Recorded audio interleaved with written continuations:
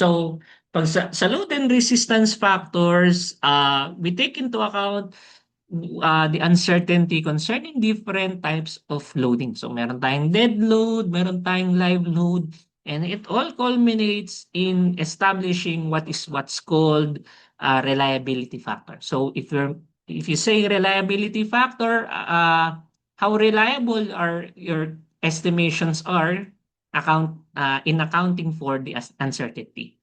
So, yung reliability takes into account yung ratio between the resistance and yung load. So ini-ensure na to the very least nasa comfortable values. Pag sinabi natin na reliability factor ay equal to 1, ibig sabihin there's a level parang wala nang room for doubt para masabi na may exceed ni load si resistance.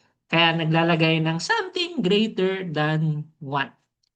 Ayaw din naman natin na overkill. So, kaya overkill meaning sobrang tataas ng ating mga reliability indices. Kaya, considering different case scenarios, uh, yung mga engineers na nag-develop ng load factors actually tested different scenarios on which, for example, yung load is not evenly distributed. There are some instances of that. Or meron kang different types of load cases. So pag sinabi nating load case, ito yung dead load, ito yung ating live load, ito yung ating wind load, ito yung ating earthquake load na nag-a-apply on top of one another. Ibig sabihin simultaneously silang nag bearing down. It's simultaneously applying forces onto your building. So ano yung magiging combined na state niya? Whether uh, mag-i-increase ba or magde-decrease. So tina-try na i-rationalize ito and eventually you arrive at the objective reliability indices which meron kang ganitong load combination. So pag sinabi natin na 1.40, so ang rationale niya ay habang tinatayo mo yung building mo, hindi pa siya as in nakakas in place, merong time for queuing, merong time for buhos, merong time for installation. So hindi pa as is yung as stated yung distribution ng loads. There are some parts of the building that are already built, but there are some parts na wala pa. Therefore, affecting yung nature ng distribution ng ating loads. So, accounting for that, naglagay ng 1.4D. Halimbawa naman, pag pinag-usapan na natin, inoccupy na natin yung ating building. So, merong scenario na okay, sabay-sabay yung dead load, kasabay niya yung mga occupants applying load on top of the building. Then meron din a little bit of roof live load, so or rain load. I believe this is rain load, yung L na nakalagay dito. So, ah yan, kapag umuulan, yan yung kino-consider mo na nangyayari. Kasi lahat ng mga tao sumisilong sa loob ng building. So, you would for sure na sometimes magiging full occupancy siya, therefore experiencing yung full brunt nung loading na pwedeng i-apply sa kanya. As to why 1.6 yung factor, you might consider na possible na hindi uniformly distributed yung kalat ng mga tao within the building. Pwedeng concentrated sila over certain portions ng building. Therefore, some portions may experience a load higher than what was expected. Kaya accounting for that, maglalagay ka ng 1.6. Parang ganun yung mga rationale natin. And halimbawa naman, if you check all of the load combinations, hindi naman nagsasabay yung earthquake at saka yung wind. Hindi naman nangyayari na kapag may bagyo saka lilindol, parang na yan, end of the world na siya. Hindi, parang kino-consider din natin yung likeliness na mangyari yung ganitong senaryo. Halimbawa, bumabayo yung hangin. O if you're going to consider mayroon pa bang roof live load, mayroon pa bang taong nasa bubong kapag tumatama yung hangin? O kaya kapag lumilindol, mayroon bang magtatangka na nasa bubong sila? Kaya yun, ganun mo nira-rationalize yung load combination. Alin yung mga scenarios on which pwedeng on top of one another yung different load cases mo. Kaya, ah, I believe this is in NSCP 2010. Nagbago na to pagdating ng NSCP 2015 kasi most noticeably, yung pagdating dito sa wind, instead na 1.3 yan, 1 na lang siya. Kasi nag-transition na siya from what's called basic wind speed, naging probabilistic wind speed na siya. So, or saying na itong wind speed na to will be coming once every 50 years. This time, sinasabi na 3% probability within 50 years. So, nag-transition na from a return period wind speed to a probabilistic na wind speed. And due to that paradigm, nagbago na rin, or change in paradigm, ay nagbago na rin yung mga load factors. So, ano lang, sa study guide natin, nag-reflect pa rin yung lumang load combinations natin. So again, you have LRFD and you also have ASD. Yung ASD, ito yung ginagamit ng mga matatandang engineers, geotechnical engineers, gumagamit pa rin ng ASD for soil kasi very uncertain talaga. And yung component that is applying stress and being subjected to stress, pareho lang, soil. Kaya hindi mo yung load factor and yung resistance factor actually iisa lang siya for soil kaya AST lang yung ginagamit mo. And balikan lang natin ganito na kuha si LRFD na combination. So suppose meron tayong nakuha na nominal capacity na R sub n. Tapos meron din tayong average na loading. Tapos we take into account such that na pwedeng humina ng konti yung ating resistance. So ina-assume lang itong equal muna yung dalawa. So resistance is equal to load. While at the same time, pwedeng mas malakas than expected yung load natin. Kaya meron kang tinatawag na understrength, meron tayong tinatawag na overload. So, accounting for both the understrength and overload, you'll arrive at the factor of safety. So, yung factor of safety natin, yung R sub L, so you have yung resistance, so mapupunta siya sa denominator kasi ang ginawa natin ay in-isolate natin yung R sub n at saka yung Q. So, taking into account of that, so ito yung magka-tandem, then ito yung magka-tandem. So, ni-rearrange natin itong equation na ito.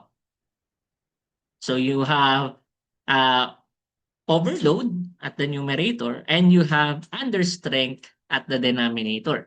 This will always result in a factor that is greater than 1. Yun actually yung reconciliation from ni ASD at saka ni LRFD. So suppose na yung load mo can be 40% stronger than the nominal load. Then yung capacity naman natin pwedeng magkaroon ng understrength ng 15%. So sa ASD ang katumbas niya is a 1.65 na factor of safety. Parang ganun siya tinatranslate. So parang hand in hand naman na parang applying the same principle. Iba lang yung naging approach ni ASD.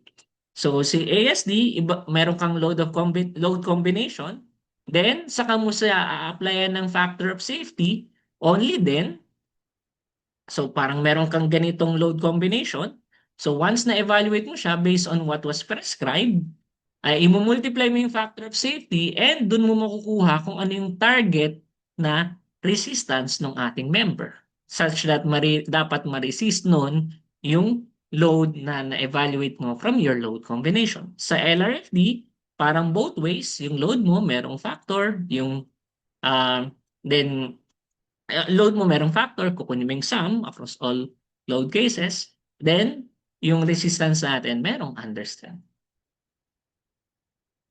So we'll have some exercises concerning this. Siguro pag nag-face-to-face meeting, prepare ako ng exercise on this. But we'll just skim through all of these.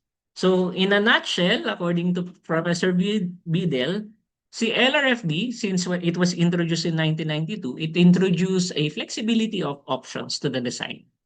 So yung designer may want to consider only different a certain type of load combination. So pwedeng may load combination na sabihin a scenario on which meron kang mga load cases, meron kang dead yung dun sa site, pwedeng dead load, live load, wind load lang, or pwedeng dead load, live load, roof load, then earthquake load lang yung present. So merong mga specific na load combination. So yun yung flexibility ng options natin. So si LRFD rin also takes into account yung tinatawag na uh, ano to? Uh, yung non-linear na property. Mas maayos niyang nakukuha yung both overload. Ay, sorry. How do I put this? Na kasi si LRFD considers yung ductility, ibig sabihin kino-consider na yung compounded effect ng pagiging non-linear ng material natin. Ibig sabihin hindi na proportional yung stress sa strain. While at the same time, tinitake into account na rin ni LRFD kung ano yung magiging increase in the strength. Yeah. Increase, sorry, rather than increase of the strength, increase on the loads as a result of that non-linearity.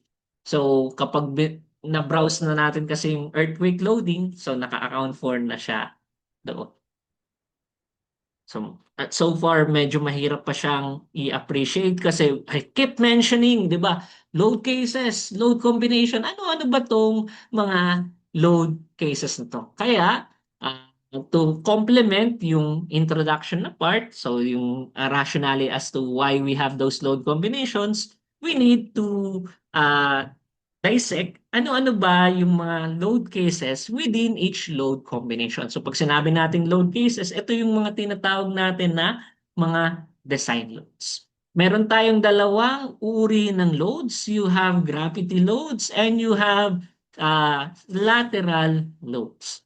So ang target is to use the relevant codes sa pagkuha ng both gravity at saka lateral loads. So ano ang kaibahan ng dalawa? So if we're going to mention gravity loads, it's always pointing downwards. It's mainly driven by gravity. And yung nature, yung key distinction nga is yung nature on how the load is being transferred can be rationalized through how it trickles down your building.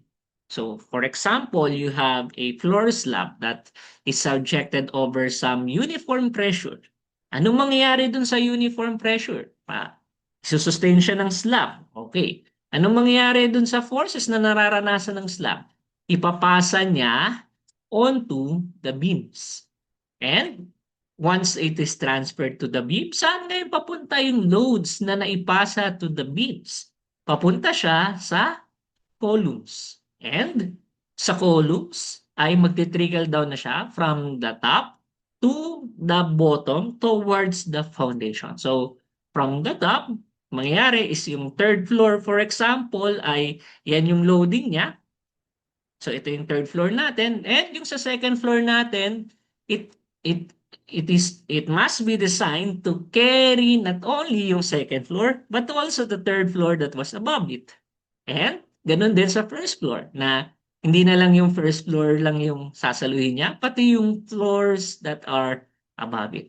Then eventually, matatransfer siya towards your foundation. So that's how gravity load manifests and being transferred from your components to the foundation and eventually to the soil. So ipapasa siya towards the soil.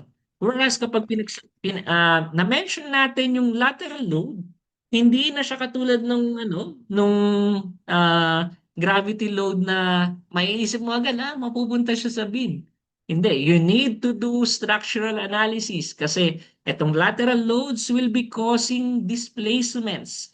And yung displacements, kung if you're using the paradigm of ES102 or CE18, kailangan mo makuha muna yung internal forces. So para makuha yung internal forces, kailangan mo mag summation of forces, mag section ng mga ano natin, mga structural elements natin para makuha yung internal force diagrams. And we can use a variety of method. We can use yung axial deformation equations. Bastos gagamit din tayo ng DIM, AM, or AMM. Pagsasabayin mo yung dalawa, nga lang, madedetermine natin dito na at first glance, ay, indeterminate pala yung beam kasi ang dami pang mga unknowns. Hindi pa natin agad makukuha yung mga internal forces.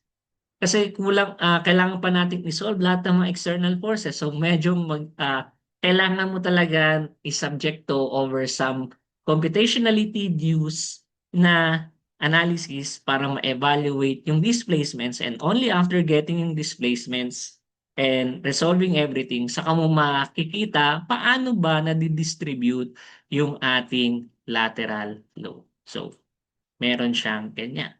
And if we're mentioning load, uh, it will come in two different types of loading. So you have one-way load distribution. So this is the manner on how your pressure load is being converted to line load. So you have a slab. So ito yung ating mga slabs.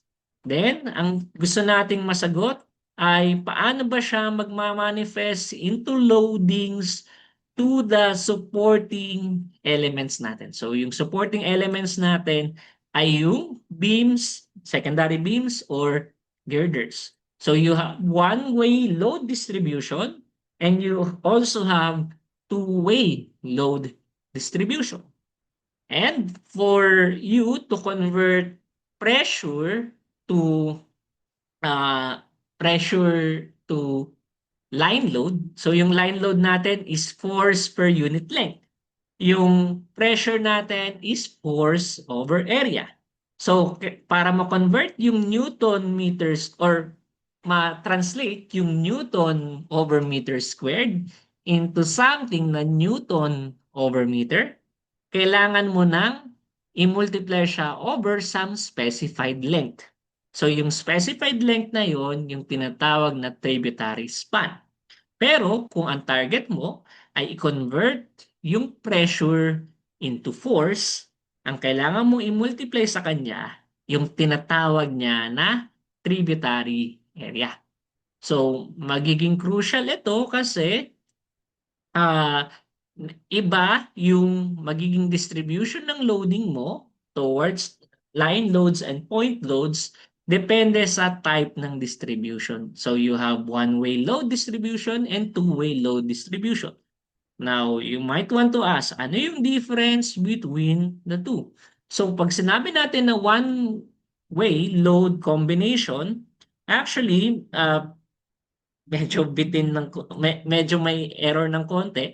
Yung ah slab mo is supported only by these beams. Wala yung beam dito. Wala yung beam dito, wala yung beam dito. So hindi siya yung sumasalo dun sa slab and yung kukuha ng loadings niya. So one example will be purlins. So parallel lang siya na ganyan. So yung direction ng loading natin will be one way in nature, one way in a way na yung pressure loads na or yung pressure bearing down over this portion right here will go over the purlin over here, and yung sa other side ay papunta naman sa kabila.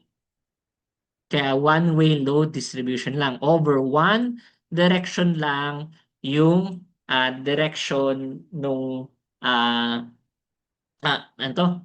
Nung magiging nung pupuntahan ng ating gravity load. So, kailangan lang nating i-distinguish ito kasi as of the moment dito sa study guide nagre-reflect na it must be a factor of what's called S over L.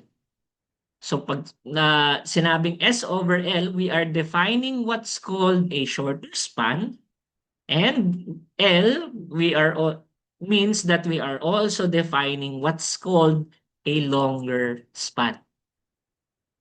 So pag sinabi kasi na S over L, papasok kasi ito dun sa slab design kapag yung S over L mo ay less than 0.5. Pag less than 0.5 siya, yung kino-consider mo for the design ng slab is one-way load distribution. Pero pag greater than 0.5, ibig sabihin more of kwadrado yung magiging hugis niya. So magiging two-way load combination siya. Pero kung gusto natin, that is only applicable for slab design. That equation, that criteria na yung S over L natin. Kapag pinag-usapan naman natin how it is transferred to your structural members such as beams, kailangan mo lang i-check whether monolithic na ganito or it is bounded on all sides by your structural elements. So kapag ganito yung direction, ganito yung yung supporting elements mo, automatic one-way load distribution siya. Kapag ganito ay automatic two-way load distribution siya regardless of your S over L na ratio. So pag one-way load distribution, we are defining what's called S. This is your S. So ito yung tinatawag natin na span. So you have beam A, beam C, and yung anak ni Chris Aquino, beam B. Okay.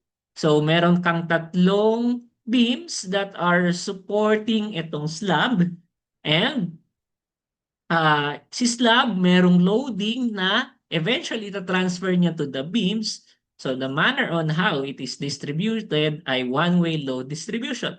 So for beam A and beam C, yung magnitude ng line load na ipinapasa sa kanya ng pressure load by the slab is defined by this equation.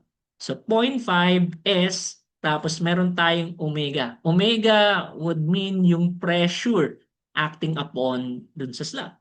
So bakit 0.5 S? Kasi if we were to draw kung ano yung tributary niya, midway between A and B, midway between B and C.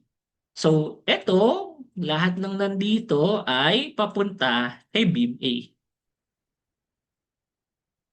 And lahat ng papunta kay beam A ay merong tributary span na 0.5 S. So, doon nag-reflect yung 0.5 S. Ganon din yung nangyari kay beam C. 0.5 S din. Kung magka-equal lang yung span between A and B and C. On the other hand, for beam B, ay meron ka from this side and meron ka rin from this side.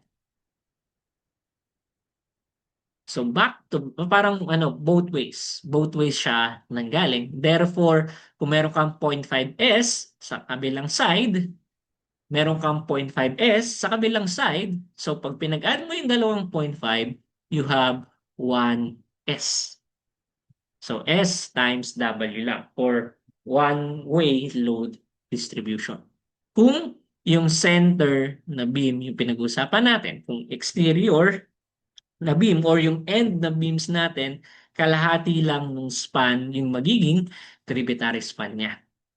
Now, ano naman ang nangyayari dun sa two-way load distribution? Sa two-way load distribution, i-assume lang natin, so medyo rectangle kasi siya, so i-assume natin na ay medyo square, so mag-assume tayo ng rectangle so that we can easily define a shorter span and a longer span.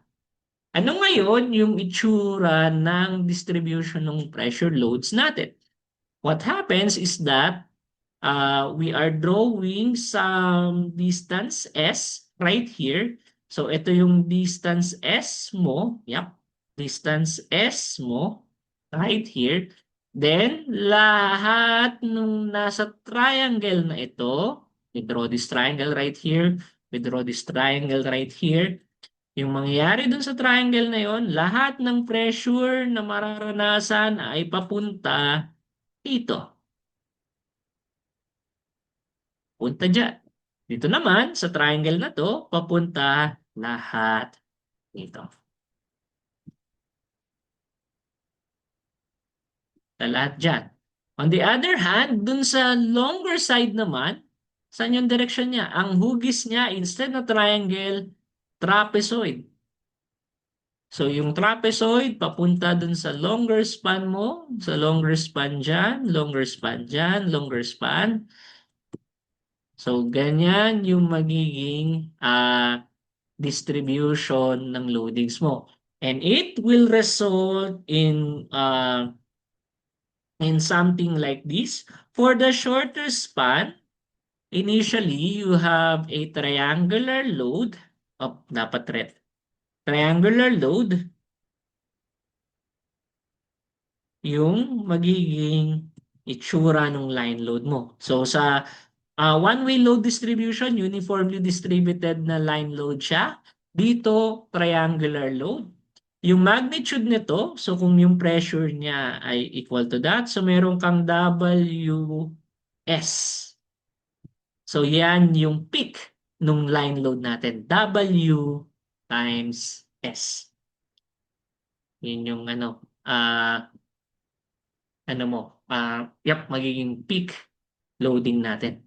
Tapos, sa longer span naman, yung magiging itsura ng loading natin will be trapezoidal. So, trapezoid na parang ganito. So, pagpasensyahan nyo lang yung drawing, mahirap mag-draw sa computer, sa mouse. So, ayan. Meron tayo ganito na loading. And yung magnitude nito is still WS. So, as is, ganyan yung itsura. So, yung equation that are being proposed here and here is actually yung conversion mo from, let me just erase siguro itong part na to. Hindi siya yung reflection nung napakita natin on your right. Rather, ang pinapakita using this equation is what if yung load ng sa shorter span ay treated like it's a uniformly distributed load, ganun din dun sa longer span. Ano yung katumbas niya na uniformly distributed load? So sa shorter span, yung binigay na formula, itong omega times S over 3 is in fact yung katumbas niya na uniformly distributed line load. Gusto kasi natin i-simplify yung ating analysis. Papahirapan mo pa ba yung sarili mo sa triangular load? Mahirap kunan ng ano yan, ng computations yan. Kaya si engineer gumawa ng novelty. Sabi daw, ba't mo pa pinapahirapan yung sarili mo sa ganyang uri ng triangular load and especially trapezoidal load where in fact, pwede mo naman siyang i-model as a uniformly distributed load, which these two equations are actually proposing. So these two equations are proposing na use this, yan yung magnitude nito. So one way to streamline yung process, so once nakapag-identify ka ng shorter span at saka longer span, kukumputin mo na agad kung ano yung dimension ng shorter span, ito yung S, i-multiply mo dun sa pressure, i-divide mo sa 3, yun na yung magnitude ng line load ng ng shorter span natin, ng uniformly distributed line load. Then, store nyo lang sa calculator yung omega times S over 3. I-multiply mo yung quantity of 3 minus kung ano man yung aspect ratio between the shorter dimension and the longer dimension. So, yung S over L, evaluate mo siya, square mo siya, minus mo siya sa 3, i-divide mo siya sa 2, then saka mo siya i-multiply dun sa value ng line load dun sa shorter span natin. So, ganon yung computation sa load distribution. And uniformly distributed line load yung makukuha mo out of this. So, ma-appreciate nyo to kapag nasa project. So, sayang, di tayo makapag exercise concerning yung project. Baka sa Thursday na lang. So yan yung one-way load distribution. Ito yung two-way load distribution. So, upon inspection, you have this building. So, ito yung na-demonstrate ng building sa atin. So, ano yung dimension? So, you have parang tatlong bay, tapos anim rather, span. So, meron kang isa, dalawa, tatlo, apat, lima, anim. And ano yung mga features na to? Again, kailangan nating tumbukin. Alin ba dito si secondary beam? Alin ba dito si girder? Alin ba dito si column? Si column muna. Siya yung vertically oriented na member. So, ito yung mga columns natin. So, in total, meron kang 12 na columns dito sa plan view na mabibilang. Yung girders naman, ang definition niya dapat it starts with a column and it ends with a column, or pwede rin cantilever na it starts with a column and it has a pre-end. As long as it's directly connected to a column, it will be counted as a girder. So meron kang isa, dalawa, tatlo, apat, lima, anim, pito, walo, siyam, sampu, labing isa, labing dalawa, labing tatlo, labing apat, 15, 16, 17. So 17 girders. Then lastly, you have secondary beams that directly support the slab underneath. So bibilangin natin, meron kang 1, 2, 3, 4, 5, 6, 7, 8, 9, 10, 11, 12. 12 na secondary beams. Although, in this manner, since ganito yung distribution niya, itong girders na to, let me just annotate. Itong mga girders na to are directly connected to the slab above it. So, itong mga girders na ito. So, tinutulungan niya yung mga secondary beams to support yung slab. Now, ano yung tinutumbok nitong example na to? So, with the given floor plan, pinapa-evaluate sa atin ano yung magiging loading if we have a uniform gravity pressure load of 20 pounds per square foot. So, you have secondary beams, you have horizontal girder, and you have interior column. Ano-ano yung itsura ng equivalent loading niya. Simulan natin sa secondary beam. So, in general, kapag sinabi natin na secondary beam, palagi naman na one-way load distribution siya. Ibig sabihin ay kung titingnan natin from above, ito yung slab. Then, nandito yung ating secondary beam. Nakaganyan siya. Then, nakapatong yung secondary beam mo kay girder. Possible na ganun yung schematic niya. So, the load transfer will be, so from at first glance, parang titingnan mo, it's bounded by, by structural members on four sides. So, kailangan mong tignan from another angle, and minsan nakaspecify na ganito yung distribution. So, magsisimula kay slab, then transfer kay secondary beam, then transfer kay girder. So, one-way distribution system siya. Note that the short to long span ratio is 1/3. So, magmamatter lang siya sa slab design. So, hindi na natin siya iano. So, ang target natin ay convert yung pressure load into a uniformly distributed line load. So, anong mangyayari? So, you have pressure load. And gusto natin ma-compute into something like this. Na line load siya bearing upon your secondary beams. Na ganyan. Based on the one-way load distribution. So, paano siya ma-compute? Take note of the span. So, if titingnan natin yung plan, so you have 24 feet and you have 1, 2, 3 na span within 24 feet. So, divide lang natin into 3 span. Yung 24, you'll have 8 feet per span. na computation. Now, we have different beams. You have this beam right here. So meron kang nasa interior on which both sides may nagdi-distribute into na span. Whereas, na-count ko yung last. So, whereas meron ka rin naman na exterior, yung nasa dulo, on which from one side lang nanggagaling yung loading natin. So, dito sa dalawang dulo, kalahati lang nung 8 feet yung magiging span niya.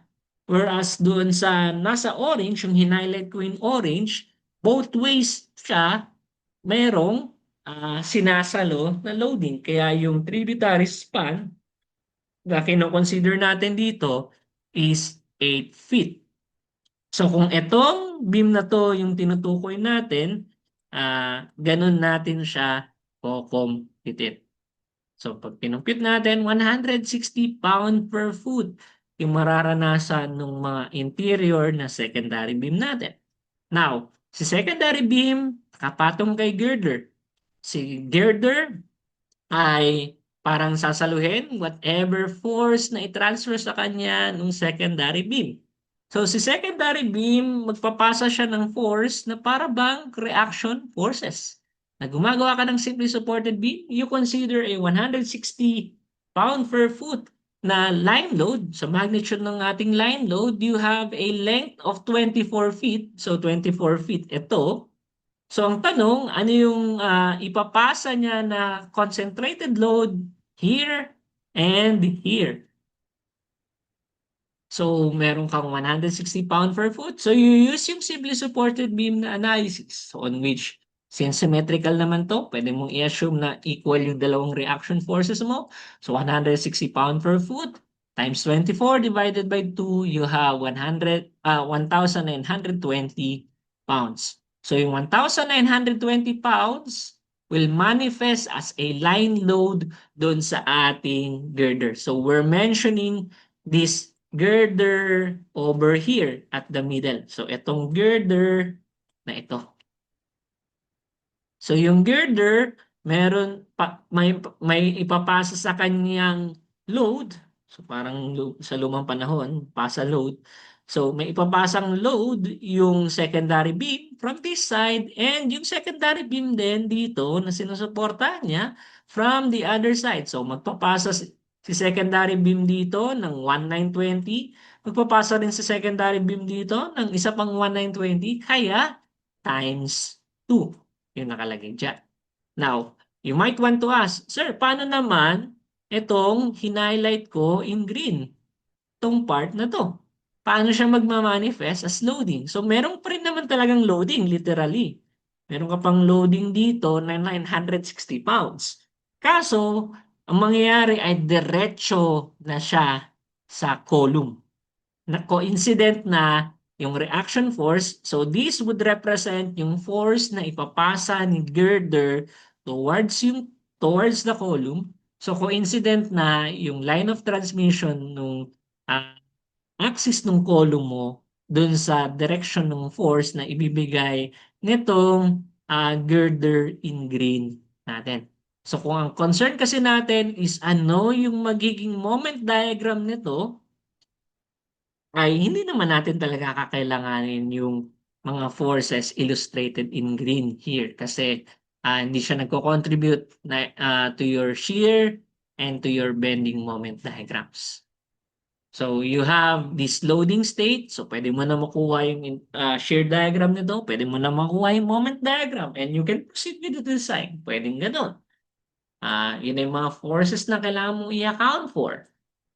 And lastly, for interior columns, this is on the assumption na regular yung framing natin. We can do instead yung tinatawag na tributary area method. So for this interior column here na nasa gitna, ito, what you can do is to draw your tributary area. And to draw tributary area, in general, ginagawa natin is what's called Delaunay triangulation. So sa inyong 115, 116, if tama ba yung pagkakalala ko, kung sa hydrology yung usapan, parang gumagawa tayo ng tinatawag na mga Tiyusin polygons. So sa Tiyusin polygons, you connect this mga data points natin, connect lang. Then, after connecting those points, so with one another, next na gagawin ay ah mag-draw ng perpendicular bisector sa bawat connecting line. So, perpendicular bisector dito, perpendicular bisector dito, perpendicular bisector dyan, perpendicular bisector, perpendicular bisector, perpendicular bisector, and so on. And with that, you'll be able to define, for example, ano yung tributary span nito. So, let me just highlight in blue. So, yung intersection ng perpendicular bisector ay nandito, nandito, nandito, and nandito. So, that will be the vertices of your tributary area. So, now to draw it, so ito yung magiging tributary area nitong column dito sa gitna.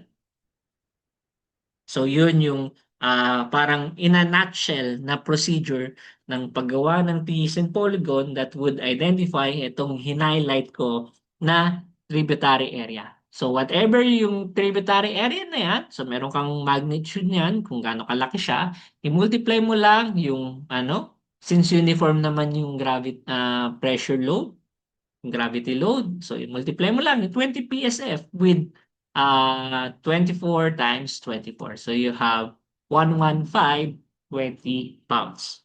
Pareho lang siya na makukuha mo if gagawin mo ito. So, paano ba yung magiging rough computation? So, meron kang 1920.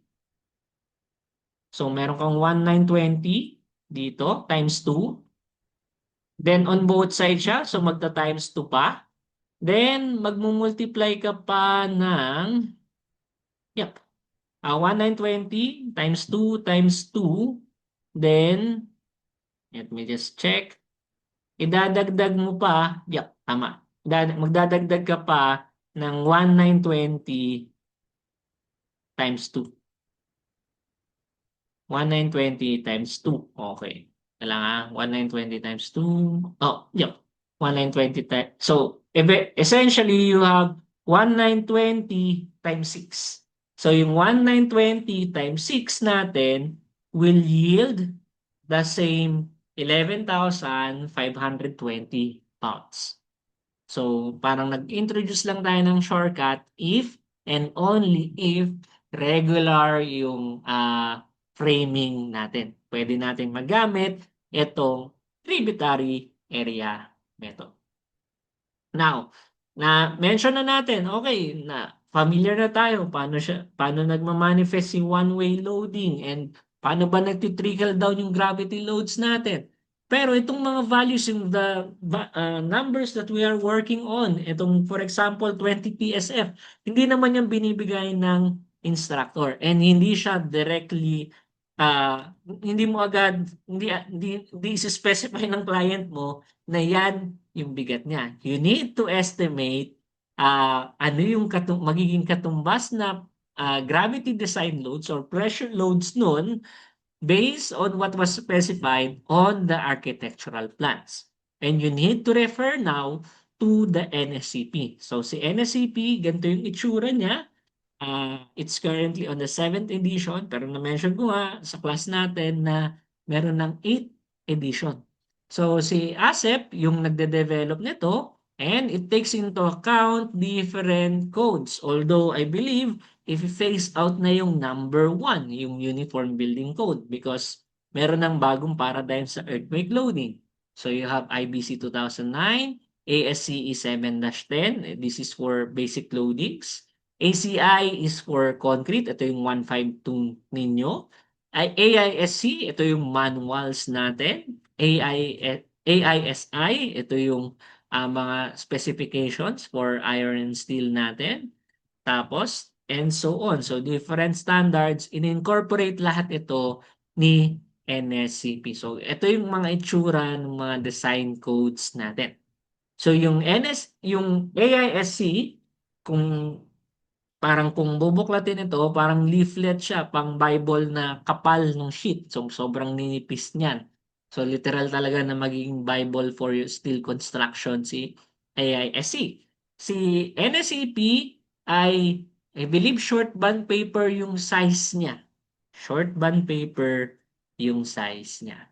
And naka-specify, so meron kang different provisions. Yung una ay yung general na provisions, ano yung mga specifications, definitions, paano ba yung magiging review process, how do you classify different buildings.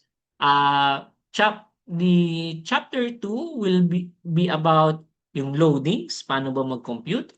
Chapter 3 ng NSCP ay tungkol sa geotechnical na site, sa soil na part. Chapter 4, if my memory serve me right, ay ito yung concrete. Chapter 5, ito yung steel.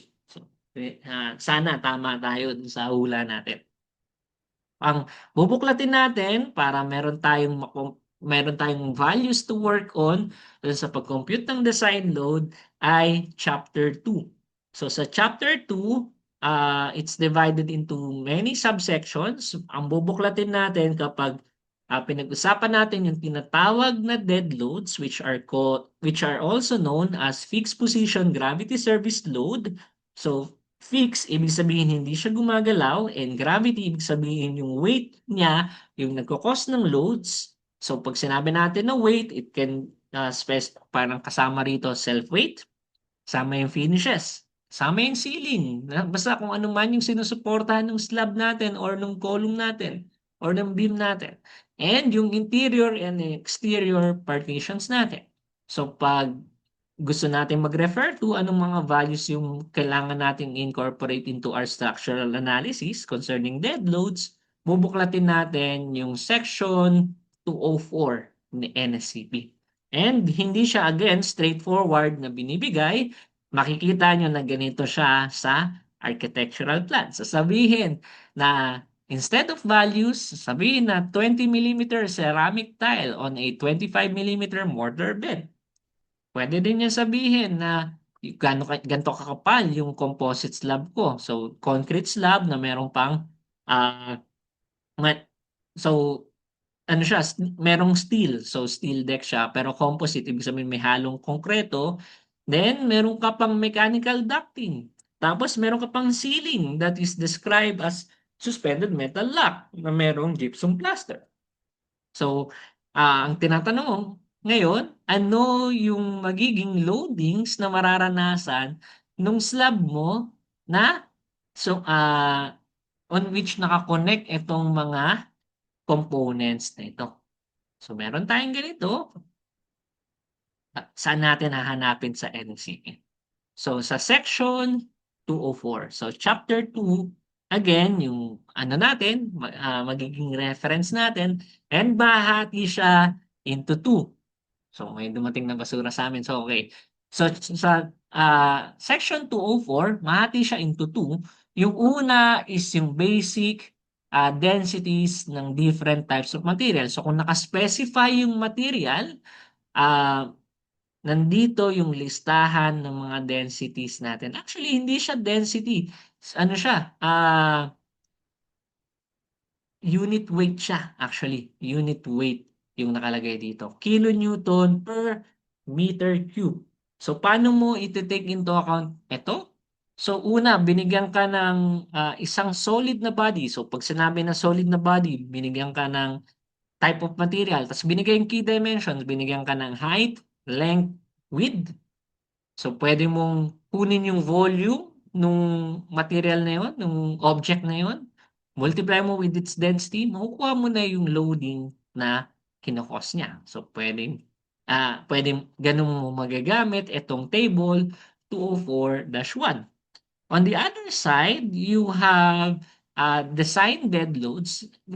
In particular, these are what's called pressure loads. So rather than densities yung nakaspecify, pressure load na agad. So, for ceilings, meron kang coverings, meron kang floors, then kung floor finishes, yung partitions natin, maski wooden, then yung wall framing natin, then kung CHB yung ah, ano natin, yung wall natin. So magko-cost din siya ng load. So we proceed to table 204-2. Muna natin titignan, mechanical duct allowance. Nasaan yun? It's a type of ceiling load kasi nasa ceiling naman kadalasan naka-conceal yung ating mechanical ducting. So you'll find 0.2 kPa as a what's called a superimposed dead load. So SDL. Then, you also have suspended metal lock and gypsum plasters. Makikita natin 0.48. Then lastly, ceramic tile on a 25 millimeter mortar bed. So meron kang 1.1 kBA. So since superposition yung ginagawa, i-add mo lang yung tatlo. So you'll have a total of 1.78 kPa. So yun yung magiging pressure load or pressure dead load dahil dun sa naka-specify. Dahil dito sa tatlong ito. And pag partition naman, yung pinag-usapan natin, so you have a wall section, for example, this one. Then sinabi na gumamit ng 6-inch thick na CHB as exterior walls. So you will be referring to this part right here. So, kailangan mo i-account for ano yung height ng wall. So, yung height ng wall, titignan natin yung plan, it's roughly around 12 feet. So, yun nga, yung frustrations natin about English to metric, English and metric. So, kailangan mo i-convert to metric system kasi naka-metric yung naka-specify sa NSCP. So, that is 3.66 meters. So, you have 3.66 meters. Anong sunod? Kailangan mong tignan ano yung thickness. So, sinabi na 6 inch.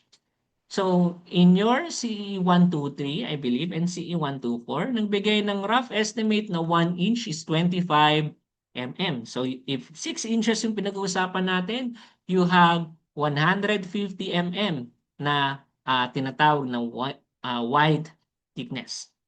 So, dun sa thickness na yun, ang gagawin mo ay i-account for mo whether fully grouted ba or hindi. So, madalas in-assume naman natin na fully grouted. Yan yung worst case scenario. As in, ano talaga, solid yung ating concrete hollow block. So, meron kang 2.63 na mapipick up from the 153 mm na wide thickness.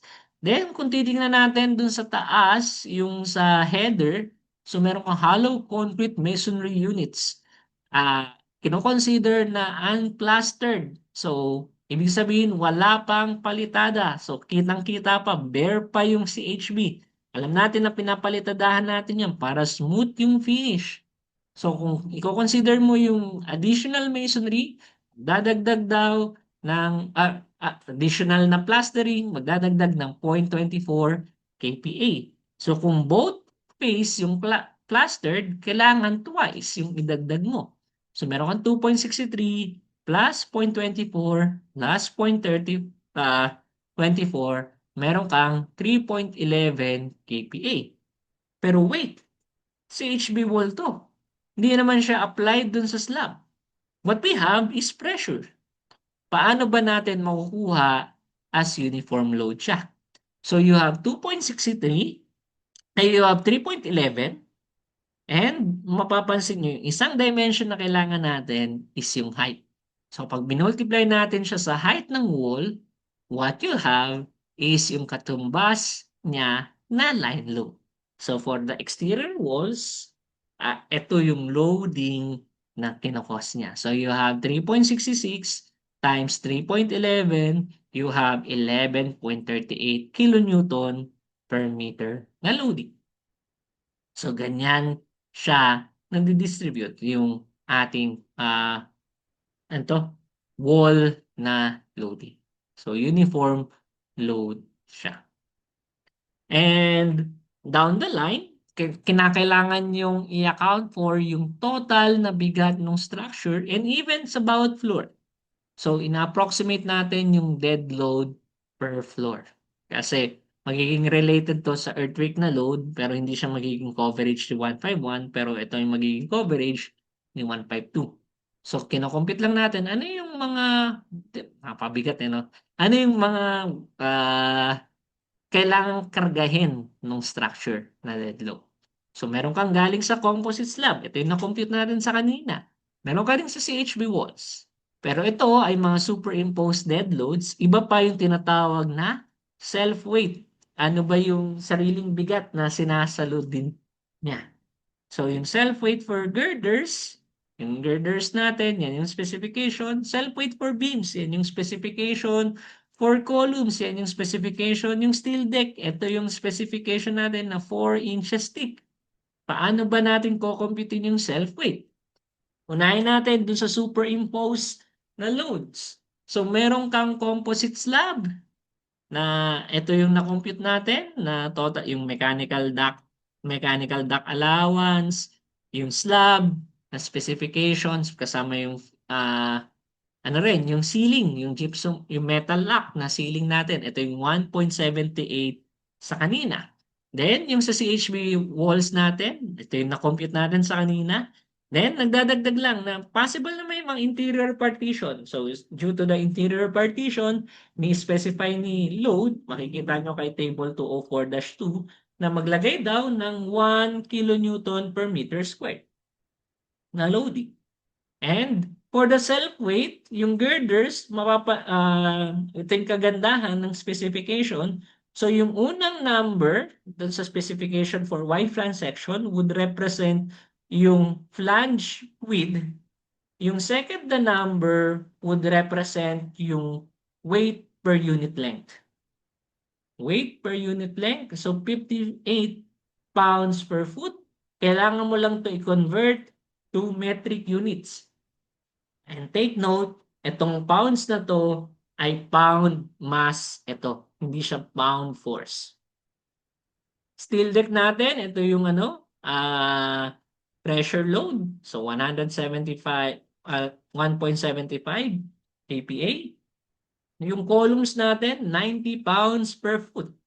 Now, kailangan mo lang yung quantity. So, for the quantity, for the slab, kunin mo lang yung total area. So, you have 24 times 24 times 6. So, you'll have 200, rather, 321.06.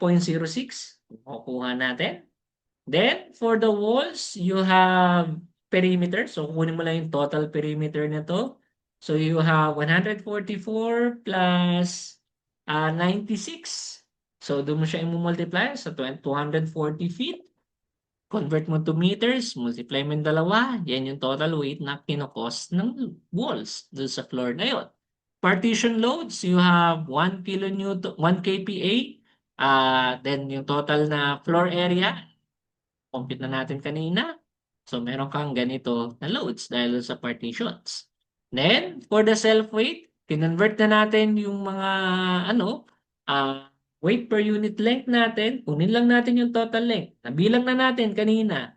17 in total yung girders. Yung secondary beams, 12 in total. Steel deck natin, ito yung total area niya. Yung columns natin, 12 in total. So, accounting for everything, so you have around 2.5 meganewton per floor na dead load. So, roughly around that yung makukuha natin. So, yun yung dead load. Pero there's another type of gravity load.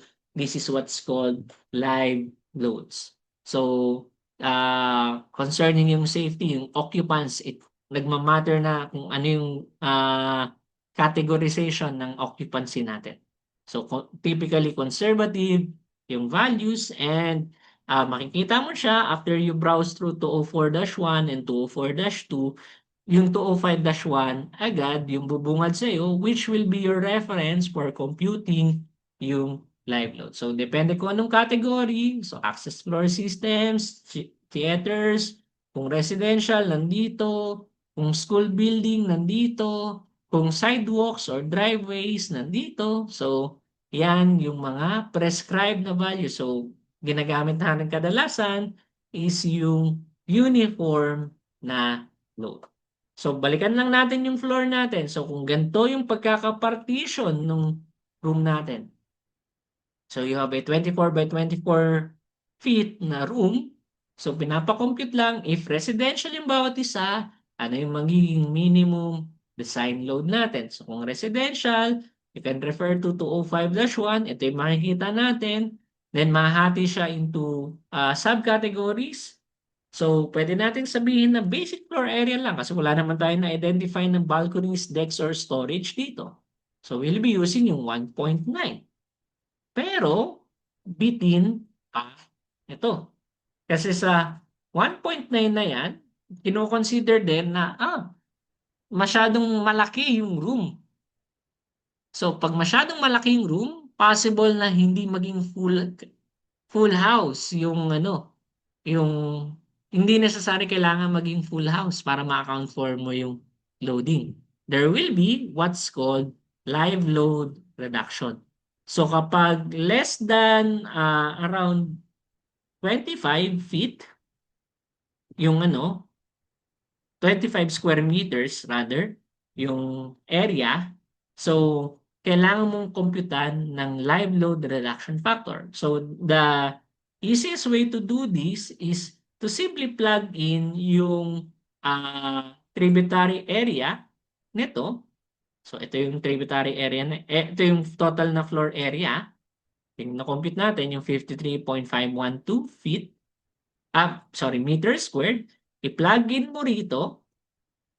Kapag nakuha mo ay something na greater than 1, i-take mo lang as 1. Pero kapag less than 1, kailangan mo na siyang i-incorporate, i-multiply mo na siya dun sa 1.9.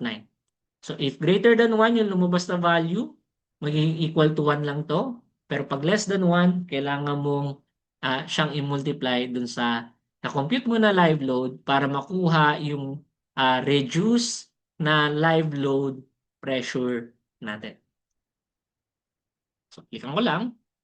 So, makukuha natin is 1.662 kPa and yan yung i-account for natin dun sa computation. Pero kung gusto mong mag-err on the side of caution, malaya ka naman na gamitin yung 1.9 kPa pa din. Kasi syempre, you're anticipating pa rin na wala namang reduction. So malakas pa rin yung loading. So pwede mong i-account for. Pero that would give you some larger na structural members as a result. And the rationale concerning live loads ay ni-imagine lang paano kung magdi-distribute ka ng ganito karami na tao. I-assume mo lang ano yung median na bigat ng mga taong pwedeng mag-occupy ng building mo. And saka mo i-distribute over the uh, floor area nung room na sinusuportahan ng mga structural members mo. Parang ganoon yung computation. So 50 kilograms, sample lang, pero syempre may mga over 50, may mga under 50. So kailangan natin consider. Yeah. Any questions so far?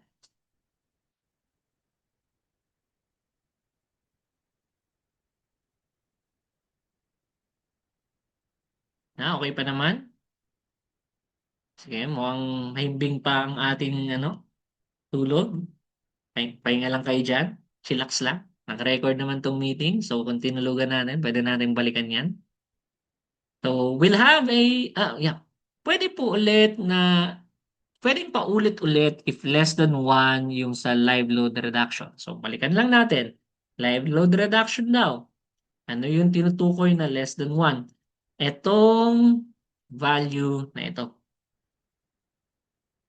Kumpitin mo muna to. I-plug in mo yung tributary area ng floor on which naka-apply yung live load. So kapag nakuha mo na greater than 1, yung value nito, ibig sabihin lang, wala kang live load reduction na kukumputin. So kung ano nakuha mo yung 1.9 na yun. Pero kung nakuha mo sa value dito na naka-underline ay less than 1, kailangan mo siyang i-multiply sa 1.9 para makuha mo yung reduced live load na pressure.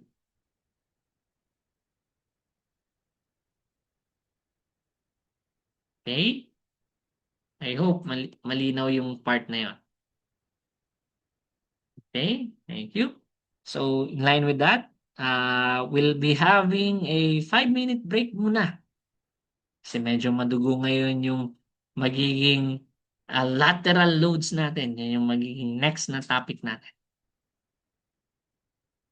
Okay? We'll return by 11:18. So, water break muna or nap time muna. Although nagda-nap na kayo dyan. Lalo si Fonzie, alam ko heart-heart lang yan. Pero kalating tulog yan. Sige.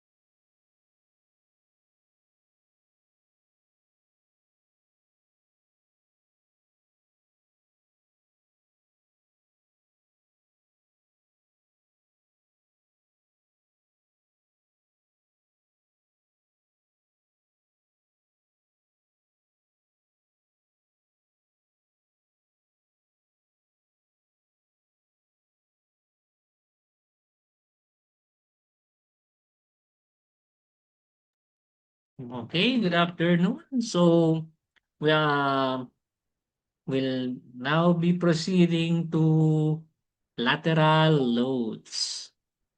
Oh, lateral, ito yung nagpapahirap. Pero ito yung kailangan natin ng compute ng maayos kasi dito palaging susceptible, parang ito yung nagkakos palagi ng collapse to our buildings. Ito yung pinaka-critical na type ng loadings natin. Yes, yes, Matthew. Sir, sorry po. Yung dun po sa last slide, yung parang sa live load reduction po. Yung equation po na ini-input nyo po yung area, arbitrary lang po yun, no? Like yung 0.25 plus something something po na Ano ano. siya, kinumpute talaga siya. Yung 0.25 times something. Ito ay ano to, nasa NSCP ito. So i-input nyo na lang po talaga yung area dun sa Yep, ano.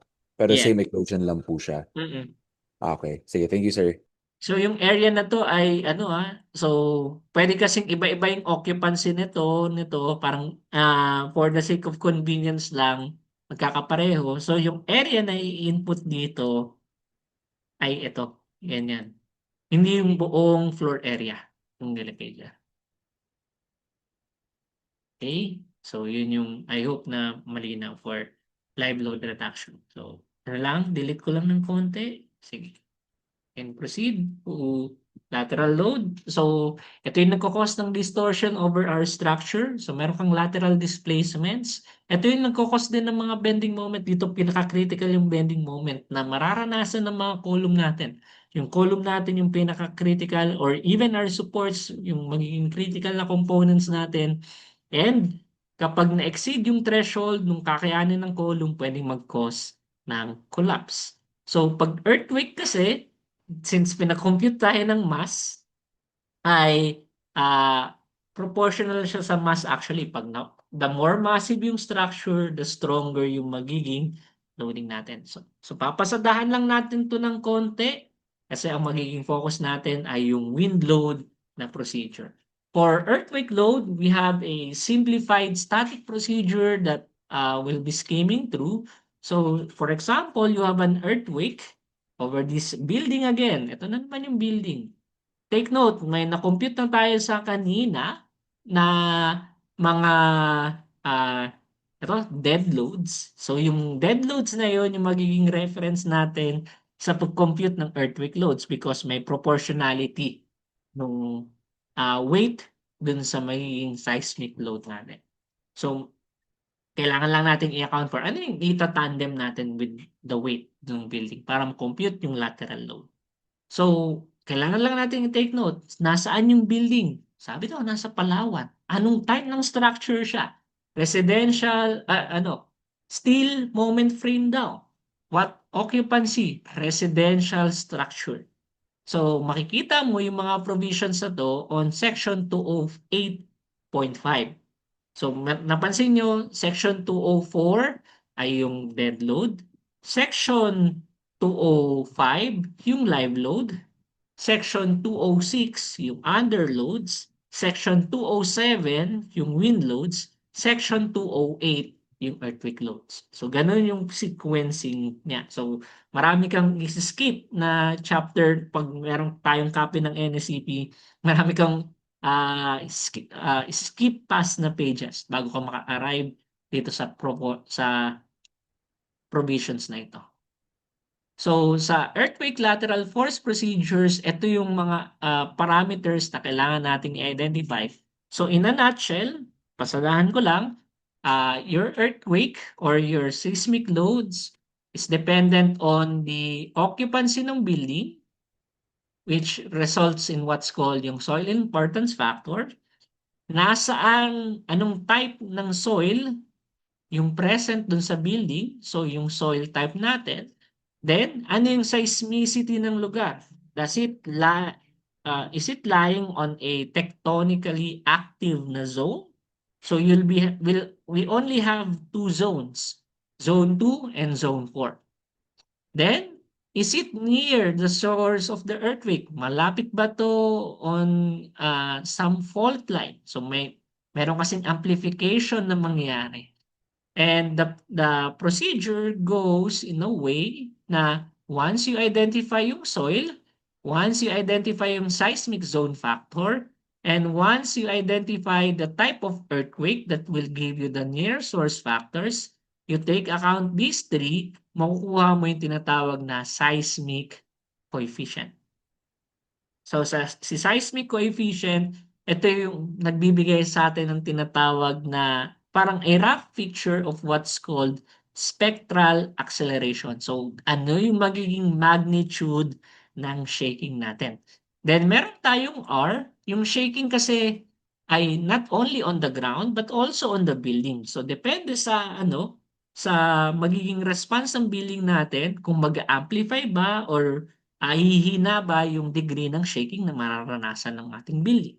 So, yan yung flow chart for our simplified static procedure. So, walk through lang. Seismic importance factor, it's mainly dependent on your occupancy. So, kapag residential na structure, it's standard occupancy structure. Kung halimbawa ang hospital, kailangan ay siya yung last building standing, dapat hindi maapektuhan yung operations niya or else hindi makakapag-cater yung mga doctor dun sa mga casualties. So kailangan nandun yung mga frontliners kasi natin, kaya very important na tayo pa rin siya kahit dumating yung design earthquake natin. Meron ding hazardous facilities na ayaw natin ng oil spill or ayaw natin may ma-introduce na hazardous chemicals onto the environment. Kaya we impose a higher threshold ng resistance natin. For others, ay 1 lang. So as is lang. Parang ay regular lang yung magiging analysis natin. Depende ngayon sa soil, which you can do standard penetration test. So yung number of mag-geotechnical investigation or you can use yung soil maps natin. So depende kung anong type of soil, yun yung magiging soil classification. So in that example, parang sinabi lang na type C. So very dense soil yung gagamitin natin. So magmamatter kasi ito kung paano nagpo-propagate yung ground motion. Next is to identify ano yung seismicity ng lugar and kung gaano kalapit siya sa fault. So yung seismicity ng lugar is divided into zones, two zones, Zone 4 and Zone 2. So si Palawan, Sulu, and Tawi-Tawi lang yung Zone 2. The rest of the Philippines, Zone 4. Yun lang yung natin. So, tatanungin mo lang, saan probinsya yung building natin? Pag sinabing narinig mo yung Palawan, pag narinig mong Tawi-Tawi, narinig mong Sulu, automatic Zone 2. Otherwise, other than those three, Zone 4. Okay, you have Zone 4. And you can refer to the maps provided by Phoebox. So si Phoebox, minamap niya yung mga fault lines natin.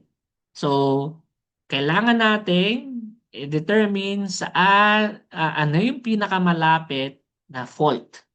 Kasi kailangan nating i-account for yung tinatawag na near source factors. So yung near source factors natin ay dependent kung anong type ng earthquake. Tingnan muna natin, walang nakalagay kung anong type. So hindi nakaspecify dito. So type A, B, and C. So si type A, ito yung mga malalakas, mga mega na earthquake. Type B is yung moderately strong na earthquakes. Type C are yung far source na earthquake. So yung hindi tectonic yung origin nung pagyanig. So type A yung mga strong earthquake. Ito yung big one natin. So kung near the source ka, within 2 kilometers ka, so you might be experiencing forces that are around 1.5 times stronger. Parang yan yung assumption natin. This table right here shows yung N sub A natin. So yung near source factor for your acceleration. Then yung second table right here shows yung near source factor for your velocity. Now, saan mo gagamitin yung N sub A and yung N sub C? Again, i-juggle lang natin. Depende dun sa soil type. Depende sa seismicity. So kung zone 2, ito yung table na titingnan natin. Kung zone 4, ito yung titingnan natin column. Ito yung column na kailangan nating tingnan. So sa zone 2, hindi natin kailangan ng near source factors. We'll be using itong mga parameters given. Ito yung tinatawag na seismic coefficient natin. Ito yung C sub A, itong table na to. Ito yung C sub V, itong table na ito. Pero just in case, halimbawa, for the case of UP Diliman, UP Diliman is less than 2 kilometers from the nearest fault. So, kunwari, greater than 7, magnitude na earthquake, 1.5 yung gagamitin natin for ENSAM A. So yung 1.5, zone 4, multiply sa 0.32, yan yung seismic coefficient na makukuha natin. So 0.32 times 1.5 is roughly around, roughly around 0.48. Kung ikukumpara, that is for soil type A. Paano kung parehong soil type C? So 0.4 times 1.5, ba? Meron kang 0.6. Ikukumpara mo sa 0.24. Ang laki ng difference. So kung halimbawa, pareho lang yung other parameters mo, itong apple to apple lang yung kino-convert, so yung earthquake na mararanasan natin sa UP Diliman ay around thrice na mas malakas dun sa earthquake na mararanasan dun sa Palawan. Okay. For the ano naman, velocity na component, so 2 daw yung gagamitin. So yung 2, isa-substitute mo sa 0.56, meron kang 1.12. Kumpara mo sa 0.32, almost greater than 3 times. So around 4. 4 times greater yung magiging lakas ng lindol natin. Yes. Sir, I'm not sure if na-miss out ko lang, pero anong difference ng table sa taas at sa baba? Okay, yung table sa taas, this table right here and this table right here, this pertains to the seismic coefficient concerning yung acceleration. Yung acceleration ng ground. Yung bottom tables concerns yung shaking, yung velocity ng shaking, yung forces due to the velocity of the shaking. So meron kang C sub A na makukuha dito and C sub V na makukuha rito. Hindi pa nabibigay yung picture kung saan gagamitin yung tables kasi nasa next slide pa yung paggagamitan mo. So, sorry, hindi pa next slide. Skip ko lang.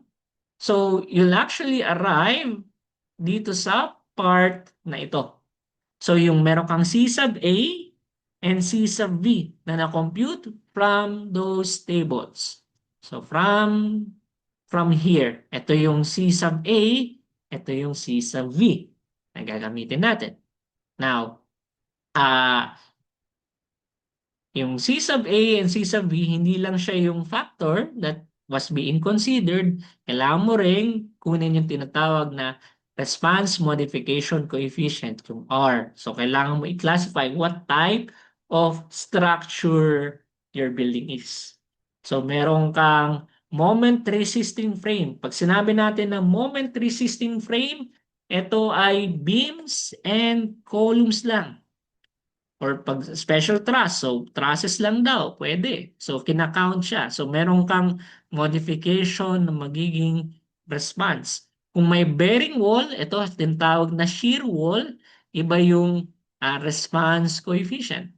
Kung building frame, so kung brace frame siya, or may eccentricity, or special type of structure, meron ding response modification coefficient. Pero for regular or typical construction, kadalasan ay ordinary moment frames yung assumption or special moment resisting frames, either of the two. So, kailangan mo lang i-browse through kung ano yung kaibahan ng bawat isa. So, pinoprovide naman ng code para ma-distinguish mo yourself. Pero ordinary moment frame lang yung assumption natin. So, beams and columns lang yung present. 3.5 kung gagamitin natin. Now, na-compute yung weight sa kanina. Yung weight, ito yung weight ng bubong, ito yung weight ng third floor, weight ng second floor, weight ng first floor. Kunin mo yung total weight, you have this value right here, Then, ito supposedly yung magiging base shear. Ito yung mararanasan na forces ng inyong foundation na unang sasalo ng earthquake.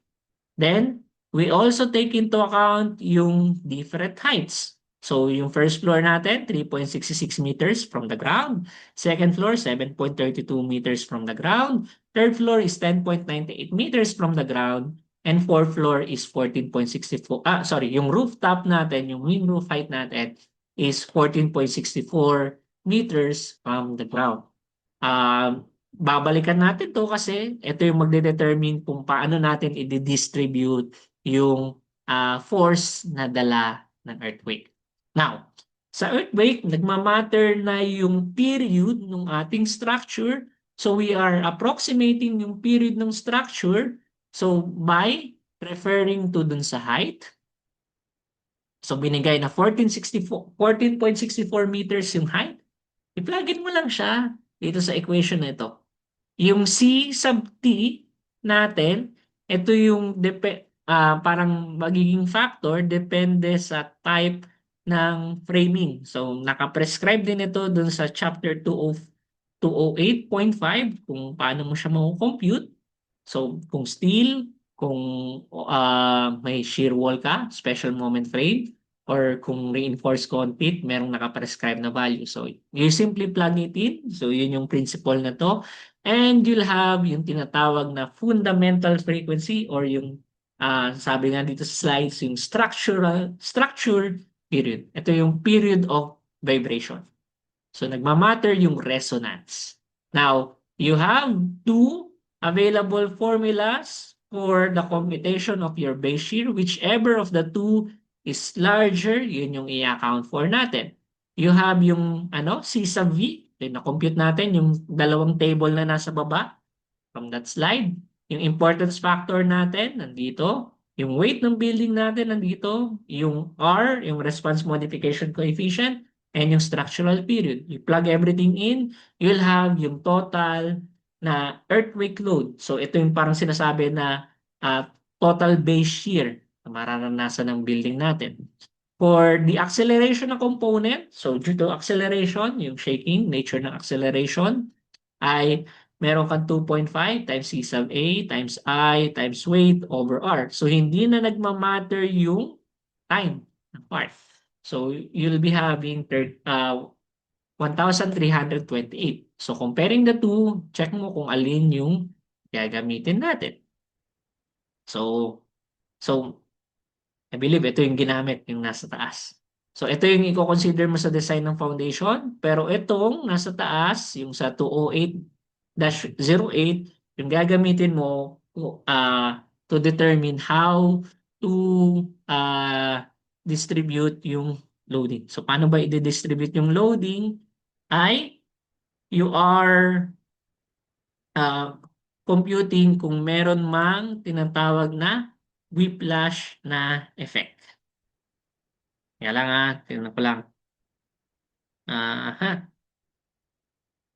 Okay, kinuha lang yung minimum base shear. So dito ay so yung weighting na nangyayari, paano mo i-distribute? So bawat floor merong weights yan. So ito yung parang sinasabi lang natin na yung 1,109.636 kilonewton ay i-distribute natin siya as lateral loads for each floor. So sa first floor, sa second floor, sa third floor, sa roof natin. So, it's a matter of height from the ground and the weight of each floor. So, ganun mo siya i-distribute. Then, consider lang natin, meron bang whiplash effect? Pag mahirap i-ano sa online, so yung whiplash effect ay, halimbawa, yung direction na ng movement ng ground ay to the left, pero yung direction ng movement ng rooftop mo ay to the right pa rin, so parang nagkakaroon ka ng latigo na effect, yung whiplash na effect. So yung whiplash effect na yon would introduce an additional load dun sa pinakatuktok ng building nyo. So, ima-minus mo lang yon yung whiplash effect na yon, Then, yung weights is something na kukunin mo yung product ng weight times height of the ground ng bawat floor, kunin mo yung sum nun. So, yun yung magiging denominator, yung numerator for each floor, so kung gaano siya kabigat, and multiplied kung gaano siya kalayo of the ground. So, ito yung W sub n times h. Yan yung magiging weights natin. So, sa first floor, yan yung loading natin, 172. Second floor, 344. Sa third floor, 517. And sa pinakatuktok, 75.291. So yun yung simplified na procedure. Pero hindi na natin to i-discuss tong part na to. This is how you distribute naman by mass. So this is distribution by mass. So dinidistribute mo as line load dun sa mga nodes, ay sorry, line load, as point load dun sa mga nodes ng structure mo. Kasi dito is ano yung flow, ano yung total force na naranasan ng bawat floor, pero dito ang kinukuha na natin, ano yung mga loadings na nararanasan ng mga structural member mo. So what's happening here is what's called distribution by mass. So yun yung earthquake load, which I believe yun yung last time na i-cover natin siya for 151. Ito ay papasadahan lang natin. You will have this being appreciated sa meeting natin sa Thursday. Sana may F2F classes na. For wind loads, ang bubuklatin natin ay section 207. And sa section 207, meron kang 207A, general provisions. 207B, directional procedure. Ito yung dinidiscuss kadalasan for buildings of all heights. 207C, ito yung envelope procedure. 207D, ito yung for other structures and building appurtenances. 207E, yung components and cladding. 207F is yung wind tunnel test. For 151, ang dinidiscuss is 207A and 207B. Si 207A is yung general provisions. Si 207V ay answering how do you convert velocity pressures to external pressure? Parang yung the manner on how it is computed. Now, for the general provision, so have you appreciate kung anong meaning ginagawa ni 207A and 207B, we have the same structure ulit. Pero this time, ano yung mga fundamental na parameters na ina-assume or kailangang i-establish before computing? Sinasabi, exposure B, flat terrain. Yan yung i-account for natin. And kanina na-mention na Palawan yung ating building. So, evaluate lang natin yung risk category. So, magsisimula ulit. So, this is category 4. Residential siya, standard occupancy. Next, after getting yung standard, yung type of occupancy, meron ka kasing tatlong design wind speed maps. So sa design wind speed maps, so what we shown here is yung first printing. Meron na kasing updated na maps dun sa second printing. Mas makulay na siya at saka mas maganda na yung mas madali nang tignan. So tatlo yung maps natin. So yung unang map is for type 1 and type 2. Yung pangalawang map is for type 3. Pangatlong map is for type 4 and type 5 construction. So since it falls under the type 4 na occupancy type, so ito yung category 4, we'll be using yung fourth map. Iba-iba kasi yung return period sa bawat map. Ibig sabihin, as for the first map considers a very low probability, so yung kinoconsider yung very worst case scenario. Ito yung standard na scenario na kinoconsider. Now you have this map, know your geography. So I hope na maging familiar tayo sa geography natin. So pag sinabing Palawan, around dito. So sa Palawan, kung titingnan natin yung contours, 240, tapos nandito yung 230. So 230 kilometers per hour yung gagamitin natin, tinatawag na design wind speed. Then, kapag meron na tayong design wind speed, we'll be incorporating the other yung tinatawag na general parameters. Yung unang general parameter ay yung wind directionality factor. Yung wind directionality factor, siguro sa next meeting na lang to, natin i-expound kung anong meaning ng bawat isa. You take into account yung directionality factor, depende sa structure type. Then, yung exposure category ay siya yung magbibigay kung ano yung tinatawag na velocity exposure coefficient, yung K sub Z na part. Yung terrain, yung shape ng terrain natin, kung nasa bundok ba siya or nasa flat plain ba siya, will give you what's called the topographic amplification factor, yung K sub ZT. Then, ina-identify din natin ano yung type ng enclosure. Is it fully enclosed, partially enclosed, or is the building open? So kapag fully enclosed, ibig sabihin totally separate yung hangin sa loob sa hangin sa labas. Kapag partially enclosed, merong mga portions ng building kung saan pumapasok yung significant yung pagpasok ng hangin na galing sa labas. And kung open, ay walang clear boundary between uh, the interior na hangin sa exterior na hangin. So, ibig sabihin, malayang pumapasok yung hangin sa labas. Yun yung open na classification.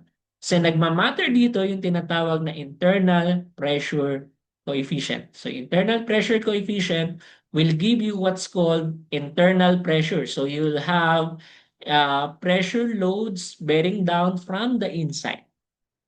So parang galing sa loob, either tinutulak palabas or hinihigop niya paloob.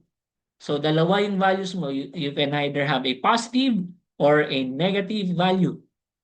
Yun yung internal pressure coefficient natin. What is shown here are your velocity exposure coefficient. Now, you have the three types of exposure: exposure B, exposure C, and exposure D. So, yung exposure, sinasagot lang nito, gaano ba ka-expose yung building against dun sa hangin. Kapag open na terrain, walang any obstruction at all, fresh from the sea yung hangin. Ibig sabihin, hindi pa nag-dissipate yung hangin mo, fully exposed yung building mo. That's why you are considering a higher coefficient. So, mas malaki yung factor mo. Kumpara kung exposure category B na somehow protected siya by vegetation, surrounding houses or even forests. Medyo nag-dissipate na ng konti yung hangin, therefore hihina ng konti yung velocity pressure or yung wind pressure na mararanasan niya. That's why we assign lower factors here.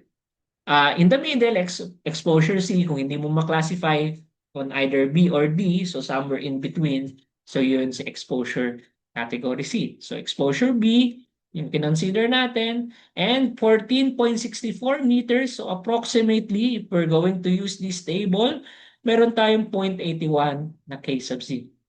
Now, once you get uh, V, which is yung basic wind speed, once you get yung wind directionality factor, yung yung topographic factor natin, K sub Z, T natin, and yung velocity exposure coefficient natin, yung K sub Z, pwede na natin makompute yung tinatawag na velocity pressure using this formula right here. So meron kang 0.613.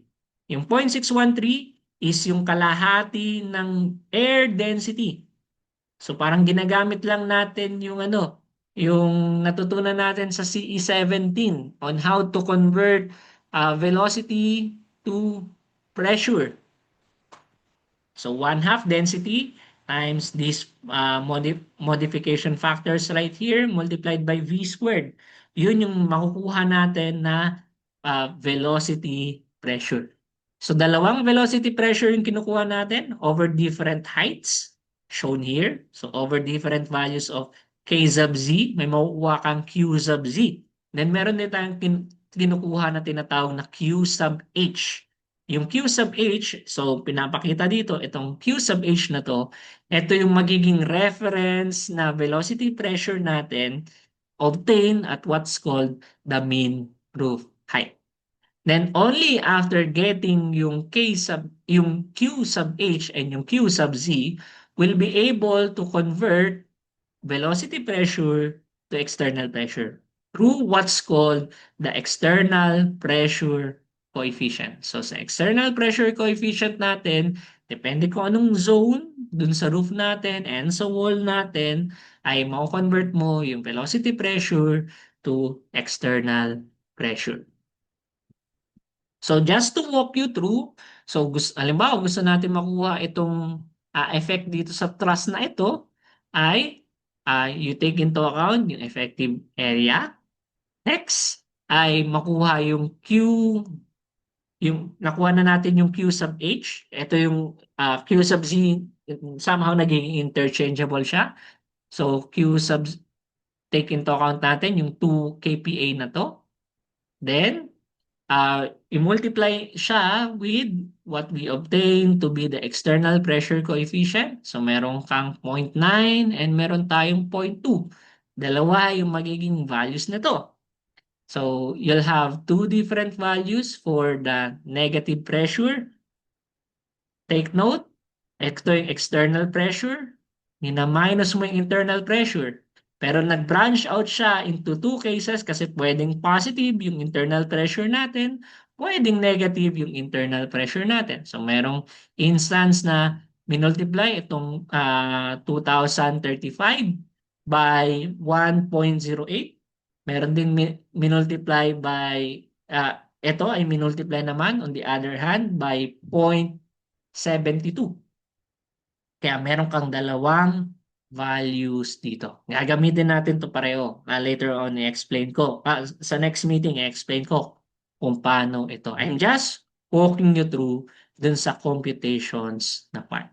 So, yeah, eventually, you'll be able to get kung ano yung magiging roof pressures natin. So, yung factors of safety natin, babalikan na lang natin yan at the start of the class this Thursday. I hope na nakita natin kung gaano ka-tedious. Ang dami natin kailangang i-refer to na provisions para makakuha ng values. So bago pa man tayo makapag-start sa pag-analyze, kailangan makuha natin ang values na kailangan natin i-work with. So, yep. Sir, ano po yung English formula for the velocity pressure? Hindi ko rin actually alam. Ako I stick to SI din ako pag sa sa velocity pressure. So, ang ginagawa ko na lang after computing yung velocity pressure in terms of Pascal, saka ko siya i-convert to pounds per square foot or PSI using yung known na conversion factors. Any questions?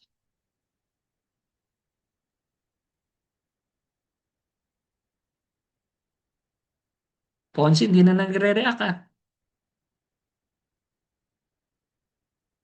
Ah, ayan, nag-react ng kalahating tulog. Dalawang click lang naman daw para mag-react. Sige.